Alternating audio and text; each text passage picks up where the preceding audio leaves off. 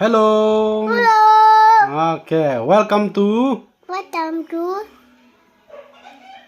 Koi tirita Victor Paupu channel.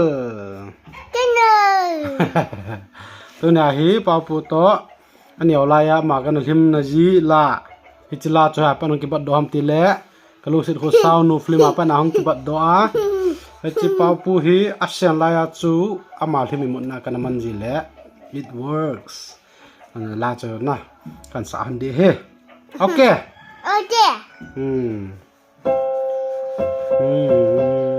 Imu o mu o okay now sen di de kap le chun si alen na hong ki ma te ding ji chun imu in imu ha loi zingen ji chun imu in imu ha loi zingen sakit ya imu o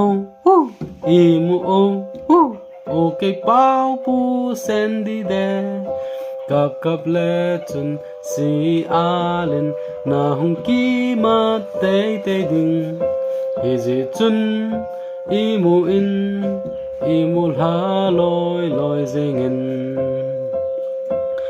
ji chun imu in imu ha loi zingen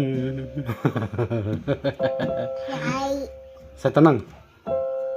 Happy birthday to you. Happy birthday.